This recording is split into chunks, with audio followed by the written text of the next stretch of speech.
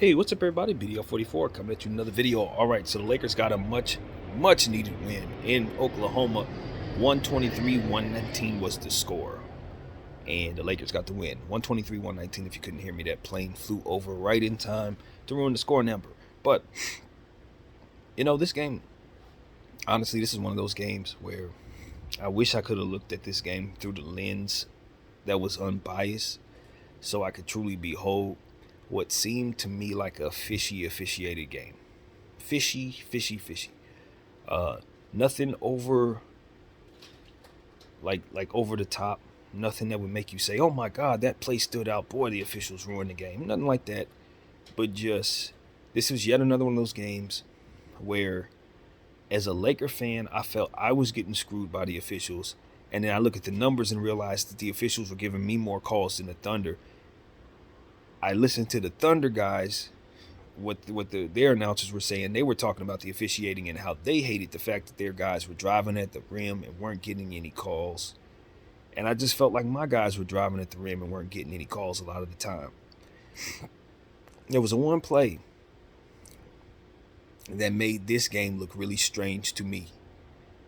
And everything after it kind of was just like, yeah, whatever.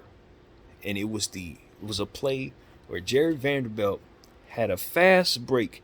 He had a clear path fast break. It was one of those situations where I guess the Thunder were trying to attempt a shot with 11 seconds on the shot clock. We blocked the shot. Vanderbilt had blocked the 3-point shot and was headed the other way. And when he was in mid-stride getting ready to dunk the ball, they called something. Gave us the ball out of bounds. It proceeded to start the play. Now, the defense was able to set up in that situation. And of course, we didn't even score. But I never found out what the call was. There was never any explanation given to us what the call was. The only explanation that would have made sense is if it were a shot clock violation. But when they replayed the play, it was 11 seconds left on the shot clock. There was absolutely zero reason to what that looked like to me, unless the shot clock had malfunctioned or something of that nature. But nothing was explained to the viewer. We didn't know what happened there. All we know is that they stopped us in the middle of a fast break and then proceeded to give us the ball out of bounds. And if y'all know basketball, y'all know that's not a good thing, because you need those 2 points to come free to you.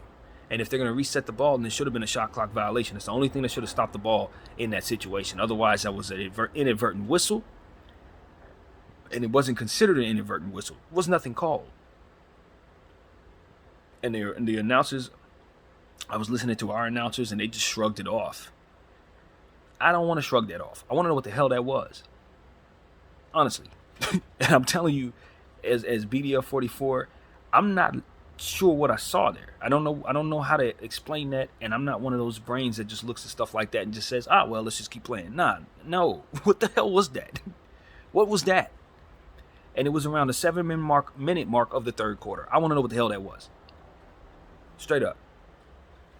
So that's what stands out for me as a win. I won the game, but we're coming off a situation where I've been having conversations all season long, and especially after the game we just had, where I was frustrated about the defensive schemes. And I was telling you guys that I just think the game is manipulated a million different ways, and one of them is the way the game's officiated. Another way is how the rules are interpreted. Another way is how teams set up their defenses.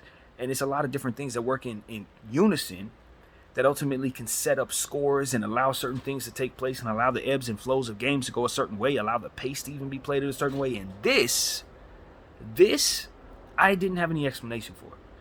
There was none offered to me, and I just sat there and watched some illegal stuff basically take place right before my very eyes. And so illegal in the sense that that's not how the NBA is supposed to be interpreting its calls. It's not. You're not supposed to be able to stop the ball in that situation if you're a referee. There's nothing there that should have had the ball go out of bounds to the Lakers. Nothing at all. And so for me, that's the only thing I really wanted to talk about. And it's a big game. It's a lot of game. But I'm like, at that moment, it was almost like I couldn't get past it. I'm like, so we really about to just sit here and let that? It's just like, for real?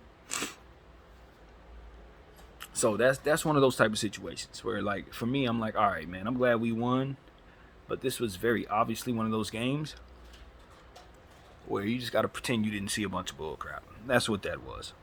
But guys played hard. You know what I mean? You don't want to take away from the actual competition. It was great watching guys pair up, especially a bunch of dudes that hadn't played as much this year. Guys that we believe in and we know can play. But Darvin had just buried behind everybody in the rotation for reasons that didn't have nothing to do with winning. Well, those guys got an opportunity to play some meaningful basketball tonight in a playoff-like atmosphere. And I thought that was some of the most important experience those guys have played professionally as of yet. You know, when you have a matchup like this where the team must win, we're trying to fight for our playoff lives. The team we're going up against is right there in the standings with us. We lost to them last time we saw them on an emotional night. We don't have our best players. It was perfect for these guys to get that experience under their belt. And I wondered if that was part of why Anthony Davis didn't play tonight. You know, given the fact that he did have a little funny kind of knee fall yesterday. Did the Lakers see this as an opportunity to get some real run out of those other guys? And a part of me wonders if that's the case. I don't know. But I just see where this was a really great opportunity for all of them dudes that didn't run all year long to get some actual real experience all game long, full defense, all about them figuring themselves out and getting just whatever they had to do off. And it was good. It was really good. This is a good team. They're not over the top. Obviously, if they didn't have these stars, you would think this team needs stars. But, you know, this is a team that's scrappy. And the elements to win were there, and that's why we were able to get the game. You know, I want to give credit to everybody. You know, Dennis Schroeder was the game high man with, I believe, 25 points maybe. Something like that. Forgive me, the stats aren't going to necessarily stick out in my head tonight. But it was a great one. You know, you got to give credit to Troy Brown, who bounced back from one of his worst games and had one of his better games.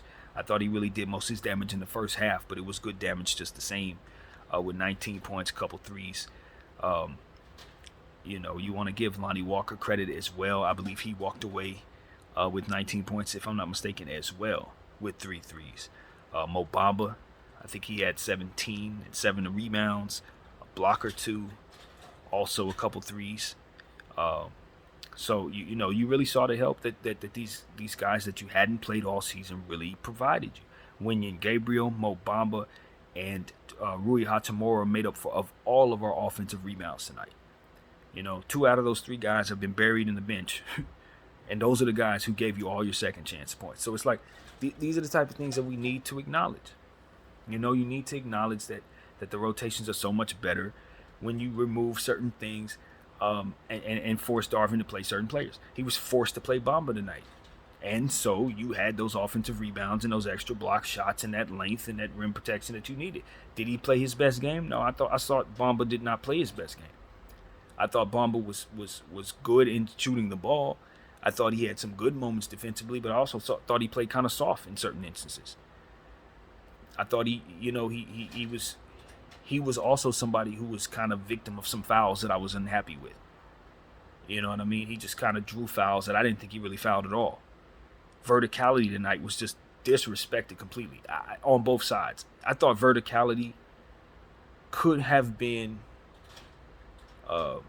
in place for a good portion of a lot of the foul calls we saw tonight.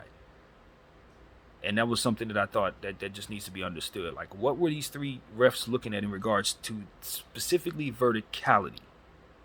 Because every one of the calls that I thought was verticality, they whistled a foul on both sides. So I don't know, man. It was just bad officiating. I ain't gonna lie. That's really what stood out. It's like, my God, man. These 2 teams are fighting and battling for positioning in the playoffs. You got another 2 teams tonight that are battling in that same vein. The Pelicans and the Blazers. We're paying very close attention to that matchup, obviously. But you just look at it and say, I wonder how that game's being officiated. That's what comes to mind. It's like, are they doing weird stuff over there?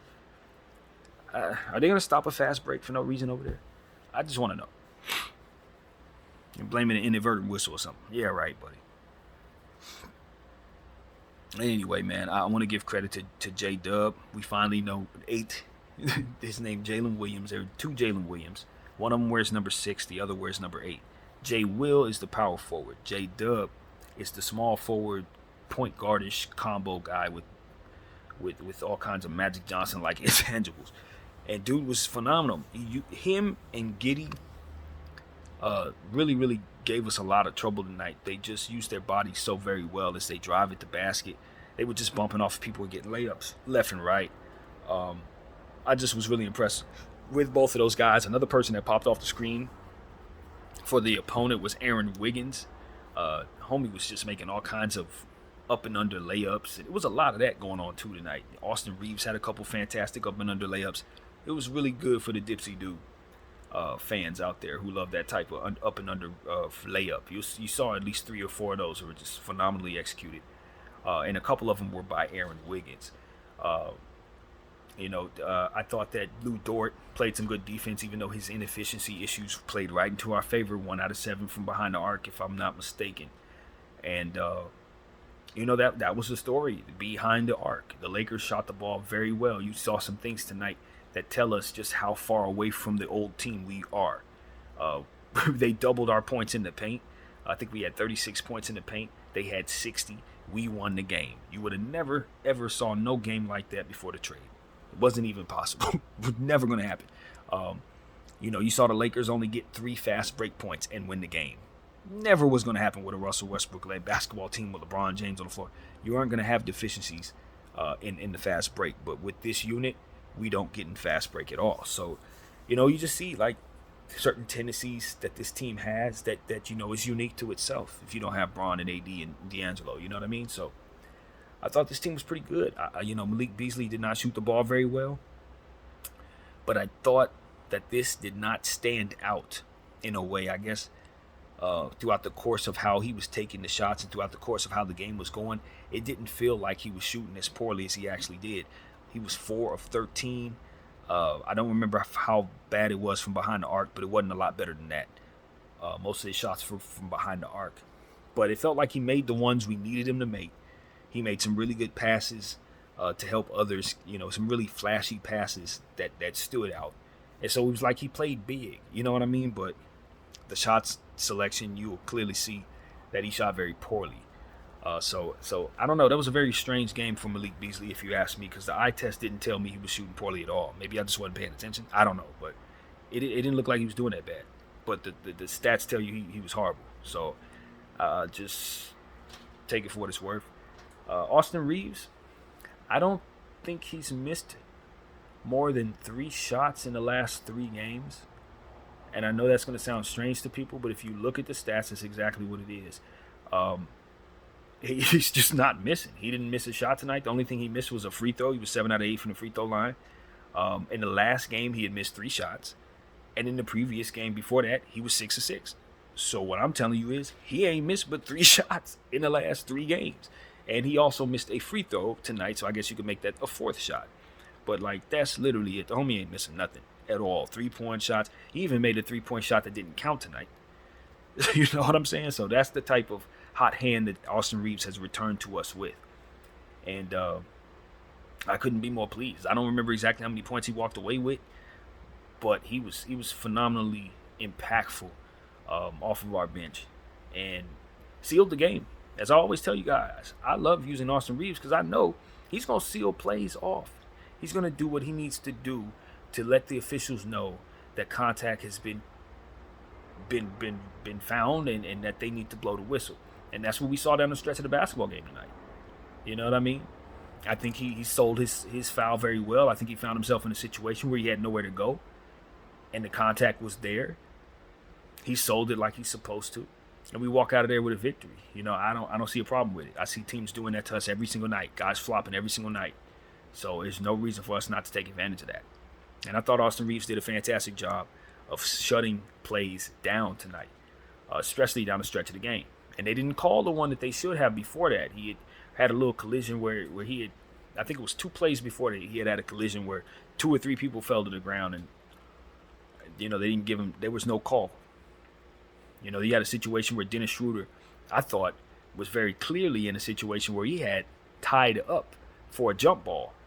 5 and 6 different people from both teams that was jumping on the ground, fouling each other, trying to get to the ball, and somehow they managed to call a foul on Dennis Schroeder. It's little stuff like that. It just made it so that the officiating stood out more so than anything else for me. Little stuff like that. It's like, how the hell did you not come up with a jump ball in that situation? You saw a foul there. Nah. And then to look up and see that we were the ones that shot more free throws than the other team. I'm like, if this wasn't the most manipulated basketball game I ever seen. But both teams unhappy. So yeah, man, hey,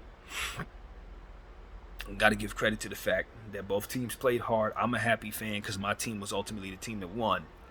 I'm really happy because I saw players that I love seeing play finally get on the floor. Max Christie hit a nice shot, jumper, stepped in and got a steal. Never saw him again. Coach, doing coach stuff. You know what I'm saying? I think it's important to say that we finally saw Vanderbilt and Wenyen Gabriel on the floor at the same time, and it went very well, as you would expect. Didn't see it down there for long, but it went well. I think Rui Hachimura had a fantastic fourth quarter, sealing the game off, hit a big three, was doing fantastic things down there, just ultimately helping the team, being clutch. I don't think you win that game without his heroics down the stretch of that game. I think they were well on their way to come back. And he just hit some big shots. Then the Schroeder, like I said, doing good things on both sides, fighting through the pain of that rolled ankle. You almost forget he rolled his ankle so bad, but he did. And he just shrugged it off like it wasn't even a problem. So you're just proud of your team if you're me, man. That's how I feel. I'm very proud of the team, especially given the fact that we were so unhappy 24 hours ago. It wasn't the players' fault. Obviously, they gave it their all the whole time. And, you know, I just think there's some things that we looked at and saw that we got away with tonight. Our interior defense was just as pitiful tonight as it was in the last game. Just didn't have a Thunder team that was able to take advantage of it like Ja obviously was. But we were very fortunate that Shai Gilgeous-Alexander was not down there because that's exactly what he would have done. He would have taken advantage of that and he would have picked us apart. So, you know, we still got a lot of work to do. Just a night, to rest, and then we got to go right back and play a Minnesota Timberwolves team with Rudy Gobert down there and all different types of other stuff. Anthony Edwards, a much improved basketball team as of late. You know, Mike Conley's down there. So it's going to be interesting. I don't know if D'Lo's going to be back, but obviously you got a couple of guys who are going to take this game very personally, given the fact that it's their old team. So I think we're going to have a very spirited matchup on that one. Vanderbilt should be wide awake. Beasley should be wide awake. These guys played for the Wolves for a couple years. You know what I mean? And they had some meaningful minutes with that Wolves team last year. They went to the playoffs, Patrick Beverley, that whole nine. They were a part of that. And so this is going to be important. They're going to want to win this game, and I think we need to help them do that. And in whatever way necessary. Obviously, my role is to do this on this channel, and the fans, all of us, is to just continue to send support. But the players and the coaching staff, it's their job to do, and we'll be rooting them on. You know, I look at this game tonight and I just say I'm very pleased. We walked out of it with 6 players in double figures, with Rui Hachimura having 9 points. You know what I mean? And so that makes it almost 7 right there. You're very pleased with that. You look at the defensive stats. We forced, I don't remember exactly how many turnovers they had, but we did get 8 steals and 8 blocks. So the defensive intangibles were all represented down there. Multiple guys with blocks and steals accredited to their name. So you just love the defense. The defense, ultimately, even though we had our defensive issues, as I've pointed out, you saw our guys get stops and you saw them force the issue. And they had, we forced more turnovers than they gave us. There were more forced turnovers than the unforced ones. So that is something that you want to give your defense credit for. So, yeah, man, force coach to play the players he's supposed to play by removing certain players from the lineup. That has always been something I've been thinking about since watching our team running Patrick Beverley and Dennis Schroeder and Russell Westbrook over and over again, 40 minutes, 30 minutes a game. It just gets to a point where you're like, okay, if we remove this guy, then he's going to be limited to just having to play these people. And if you just keep removing the right ones, you get to a point where you get a good hand portion of players that are just going to be perfect, because no matter how he puts them on the floor, it's going to work out. And we're kind of getting to that point now where it's like, all right, he's forced to play Bamba. He's forced to play Wenyen. He's forced to play Lonnie. And as a result, you're seeing the production they would have gave you the whole time. And it's like you win, and you're happy about that. And you can see in this game where he went away from certain things that ultimately worked, leaving us without rim protection, leaving us without weak side help. And you can see how the score would dwindle down. And then he would go leaning on players that he's supposed to lean on. The two shooting guards that he never starts but should. In Lonnie Walker and Austin Reeves. They go down there together. He puts them on the floor at the same time. The score goes back up. Like, you can just see it. You can see it. Wenyen Gabriel gets a stop on one end, gets an offensive rebound, tips the ball back in on a layup right there.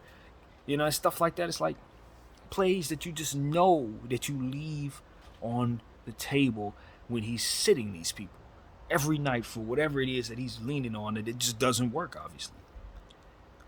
And I'm telling you, if we would have been playing Wenyen Gabriel as much as we played Patrick Beverley, our team would have probably won 6-7 more games. It's that simple, man. And that's ultimately where we are. So now we've seen how these players play without LeBron James, Anthony Davis, and D'Angelo Russell, and they were still able to get a victory against this team.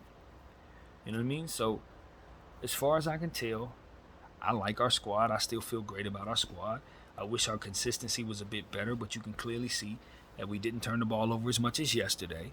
So that was a good thing. Obviously, keeping the turnovers down, and we had 26 of them in the last game, so you definitely want to see the team not do that. So that was important. Shooting so well from behind the arc, it's just really awesome to see our team finally being able to win a game from behind the arc. Granted, we were pleased with the ability to score in the paint, all year long with LeBron and Westbrook just continuing to eat that way. It was cool, but you watch the rest of the league be able to win games this way, and it's like, we just weren't able until this point. So I just thought this was a unique game in a sense where you look at some of the stuff that we were just so prevalent in. You see none of it present, but you still see us get a very solid victory. It's just like it just was not possible. We could not shoot worth a damn, and that's really what it came down to. We finally got some shooting. And a center like Mo Bamba hitting 3 threes out there after not getting but 1 minute in the previous game, it just reiterates what all the production was left on the board yesterday. When you see him swat a shot to hell in the first quarter, just swat it absolutely to hell. And he could have did that to Ja at least once or twice in the third quarter. At least one of those plays could have been an errant pass somewhere else. You saw situations where the players from the Oklahoma City Thunder are driving at the rim, and then they run into Mo Bamba and they do some type of wild pass trying to kick it out to the corner. Because damn well if they try to lay the ball up, it's just not going to be a smart decision. These are the things that you forgo when you don't put centers on the floor with length. Guys don't have to make those adjustments. They can just go and do an up-de-doo up and under. You know what I mean? You put Rui down there. You put Wenyen down there. That's not real rim protection. They're going to see that, and they're going to try them. See, the understanding is to create a deterrent. It's not about how effective Bamba's going to be. It's about the fact that guys are going to have to think twice about even trying him like that. You want them thinking twice. You want them adjusting in midair when it's not even necessary to do so. Those are the things that length gives you. And I've been saying something all day long that makes all the sense in the world to me. Basketball is a game that is played in the air. The ball goes up. The rim is above your head. So the people who are tallest are going to have the easiest opportunity to get to the ball first. Easiest opportunity to put the ball back up to the hoop. So why in the heck are we living in an era where people are trying to dumb down the size?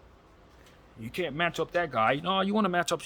These guys. He's a little smaller. So you want to size down. Like, why am I sizing down when the ball goes up?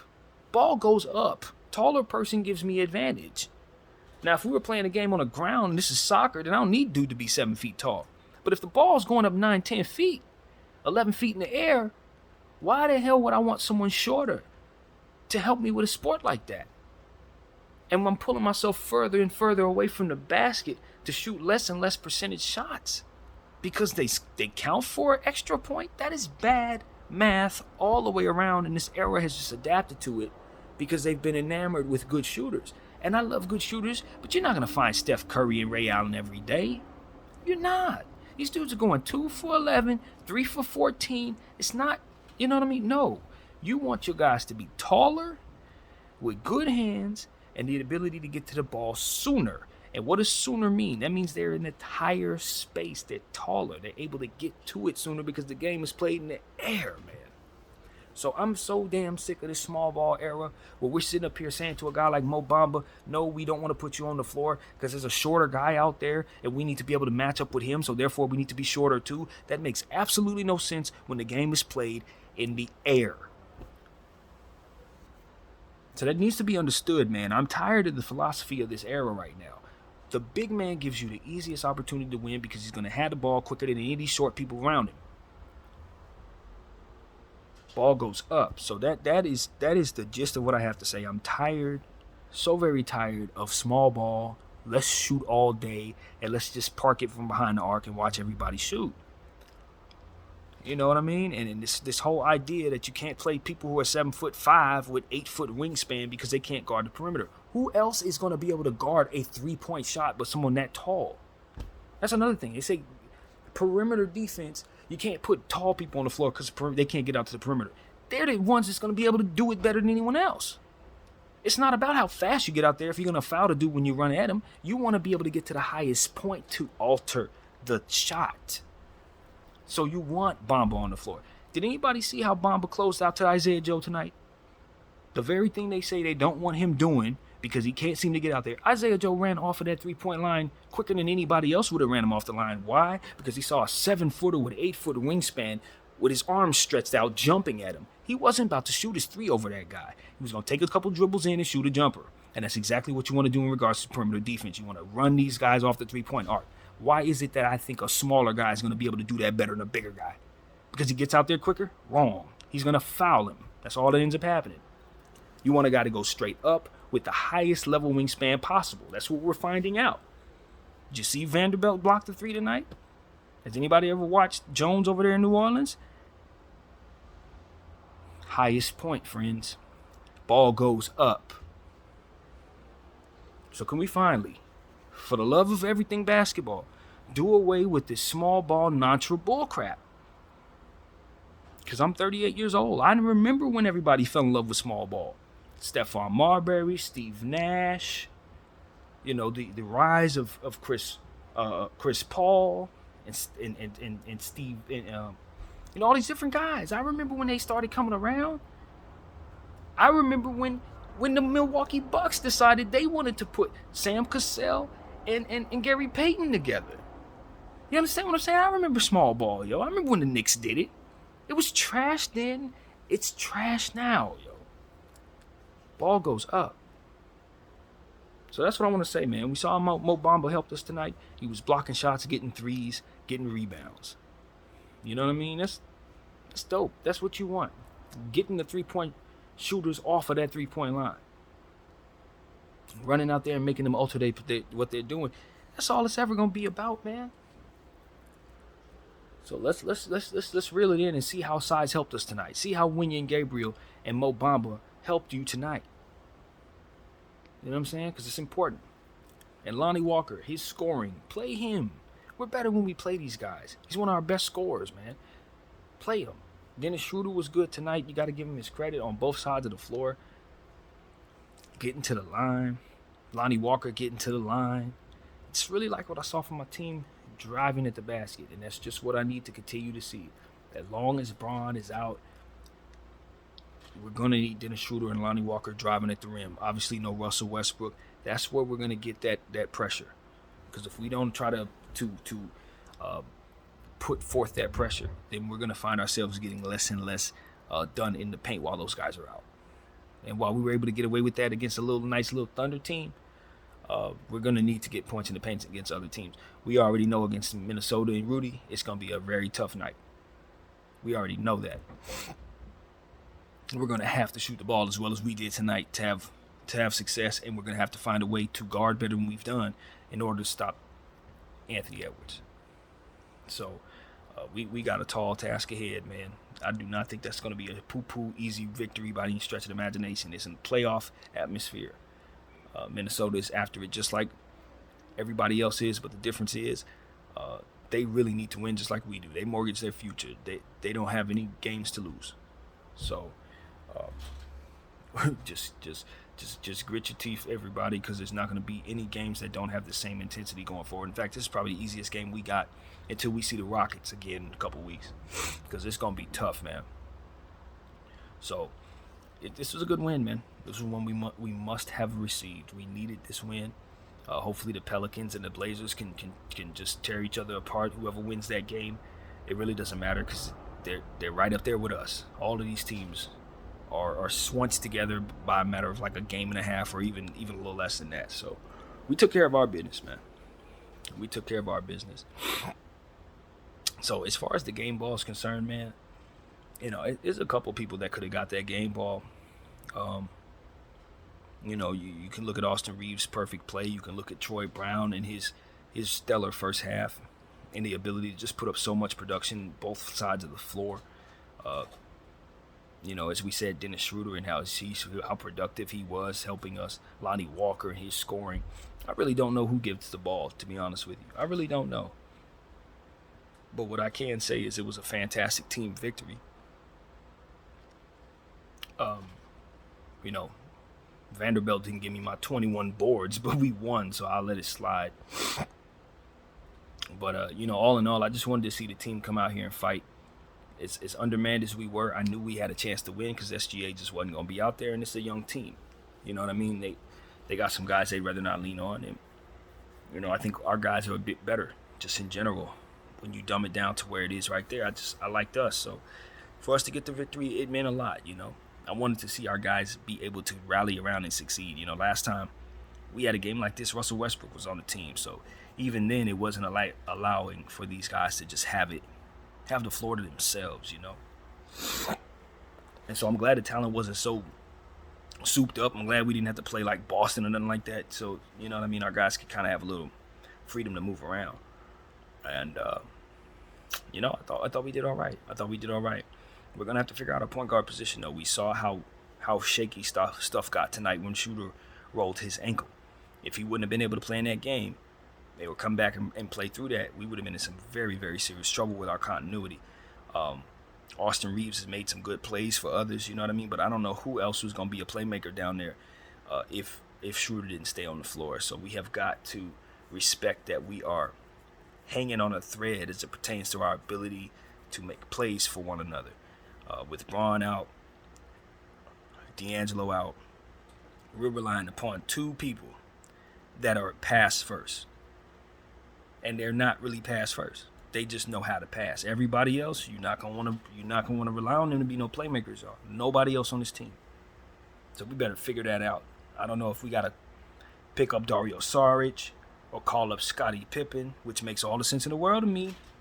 I know people are worried about chemistry issues and stuff like that. Much has been said about how Beasley and Pippen are linked, but at the end of the day, we need them to play together, man. We can't afford no childishness at this point in time. If Scottie Pippen is gonna give us the best opportunity, then we need to call him up, and we need to not think about no off the court bull crap. And if it was that big of a deal, then we should have made sure that Beasley wasn't on his damn team. That's simple.